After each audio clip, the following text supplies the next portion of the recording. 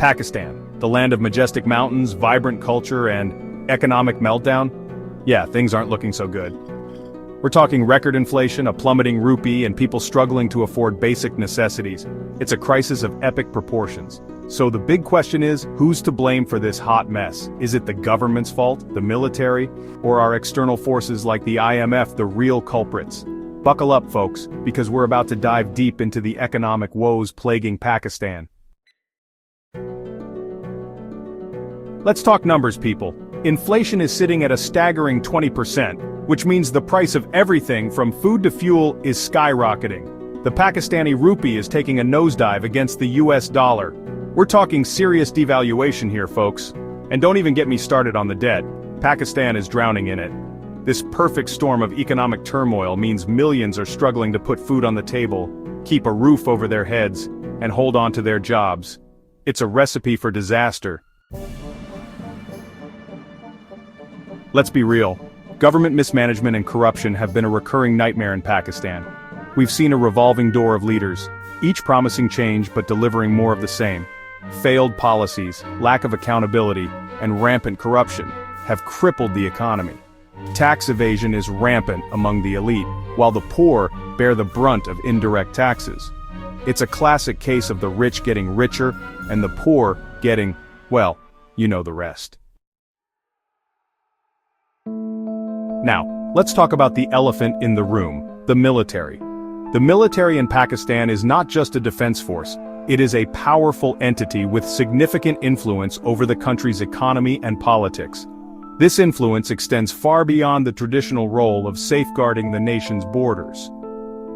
Pakistan has a long history of military involvement in the economy, and it's no secret that the defense budget takes a massive chunk out of the national budget.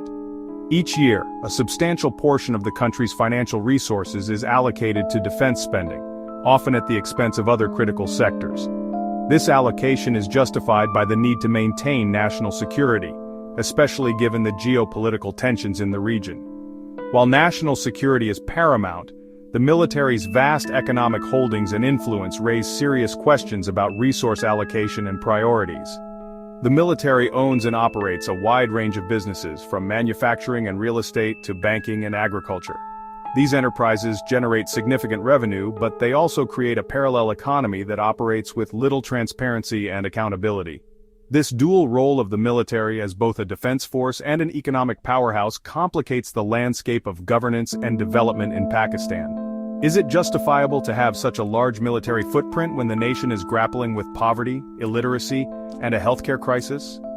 The resources funneled into military ventures could potentially be redirected to improve education, healthcare, and infrastructure, which are in dire need of attention. The stark contrast between the well-funded military and the underfunded social sectors highlights the imbalance in resource distribution. That's a debate for the ages. The question of whether the military's economic dominance is beneficial or detrimental to Pakistan's overall development is complex and multifaceted. It involves considerations of national security, economic efficiency, and social justice. As the country continues to evolve, this debate will remain central to discussions about its future direction and priorities.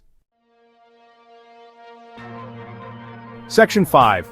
Debt and Dependency, the IMF's role. The IMF. Those three little letters send shivers down the spines of many Pakistanis. Why? Because they're synonymous with tough austerity measures and a never-ending cycle of debt. Pakistan has a long and complicated history with the IMF, with numerous bailout packages over the years. While these loans provide temporary relief, they often come with strings attached, strings that can stifle economic growth and exacerbate inequality. The question is, are there any viable alternatives to the IMF's bitter medicine? Section 6. A global storm: external pressures on Pakistan. It's not just internal factors that are dragging Pakistan's economy down. The global economic landscape has been anything but stable in recent years. The war in Ukraine, fluctuating oil prices, and rising US interest rates have all had a ripple effect on Pakistan's fragile economy. When the global powers sneeze, countries like Pakistan catch a cold. It's a harsh reality of the interconnected world we live in. Section 7. Looking inward, the people's part. Now, before we go pointing fingers solely at the government, the military, or global forces, we also need to examine our own role in this crisis. Yes, you and me. Our obsession with imported goods, our apathy towards paying taxes, and our acceptance of corruption have all contributed to the mess we find ourselves in. We need to support local businesses, demand accountability from our leaders, and be willing to contribute our fair share to building a better future for Pakistan. Section 8. Charting a new course. Solutions for a nation in crisis. So what's the way forward? In a nation grappling with multifaceted crises, the path to recovery is neither simple nor straightforward. It requires a comprehensive approach that addresses the root causes of the issues while also paving the way for sustainable growth and development. How do we pull Pakistan back from the brink?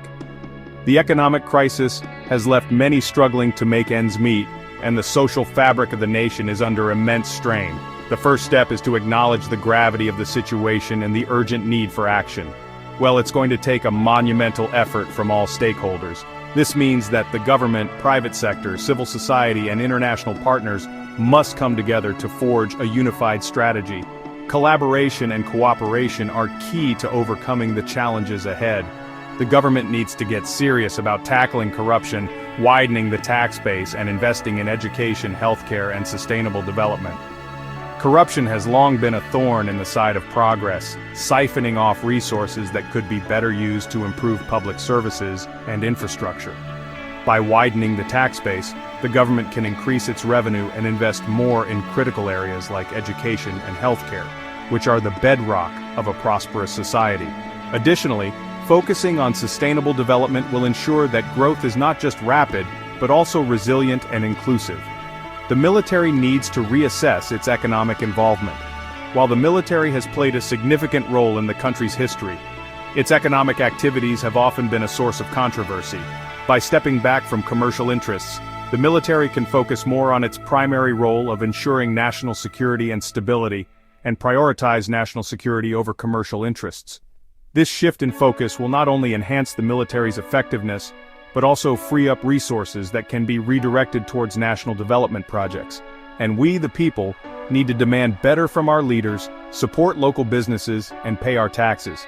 Civic engagement is crucial for holding leaders accountable and ensuring that they act in the best interests of the nation. By supporting local businesses, we can stimulate the economy from the ground up, creating jobs and fostering innovation.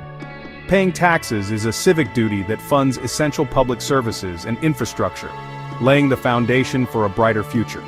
Together, we can chart a new course for Pakistan, one that leads to stability, prosperity, and a better quality of life for all.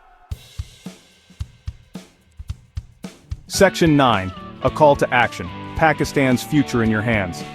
This is not just a slogan, it's a reality that each one of us can shape. The future of Pakistan is not written in stone. It is a canvas waiting for the brushstrokes of its people. Every decision, every action, and every voice matters. The power to change the course of our nation lies within us. But how do we harness this power effectively? How do we ensure that our efforts lead to meaningful change? The future of Pakistan hangs in the balance. We are at a critical juncture where the choices we make today will determine the fate of our nation for generations to come. The scales of justice, economic stability, and social harmony are all teetering. Will we tip them in favor of progress and prosperity, or will we allow them to fall into chaos and decline? We can either continue down this path of economic ruin, or choose a different destiny. Imagine a Pakistan where economic prosperity is not just a dream but a reality, a place where businesses thrive, jobs are plentiful, and everyone has the opportunity to succeed. On the other hand, if we ignore the signs and continue on our current trajectory, we risk plunging deeper into economic despair. The choice is ours to make. One where accountability, transparency, and sustainable development are the guiding principles. Imagine a government that is accountable to its people, where transparency is not just a buzzword but a practice. Picture a nation where sustainable development is at the forefront, ensuring that our resources are used wisely and preserved for future generations. This is not a utopian dream, it is a feasible reality if we commit to these principles. So tell me, what will it be? Will you be a passive observer, or will you take an active role in shaping the future of Pakistan? The power to decide is in your hands. Reflect on the choices before you and consider the impact of your actions. Every small step counts, and collective efforts can lead to monumental changes. Who do you think is to blame for this crisis? Is it the government, the institutions, or perhaps even us, the citizens? Blame is easy to assign, but solutions require effort and collaboration. Understanding the root causes of our problems is the first step towards finding effective solutions. We must hold those in power accountable, while also taking responsibility for our own actions. And more importantly, what are you willing to do to change course? Are you ready to volunteer your time, participate in community meetings, or support youth activism? Change starts at the grassroots level, and every effort, no matter how small, contributes to the larger goal. Engage with your community, voice your concerns, and be part of the solution. Hit me up in the comments and let's get this conversation started. Your opinions matter and your voice can inspire others. Share your thoughts, ideas, and solutions. Let's create a dialogue that leads to actionable change. Social media is a powerful tool for mobilizing support and spreading awareness. Use it wisely and constructively. Don't forget to like, share, and subscribe for more hard-hitting analysis. Stay informed and engaged. By subscribing, you ensure that you stay updated on the latest discussions and analyses that impact our nation. Together, we can build a better future for Pakistan. Your engagement is crucial, so let's make it count.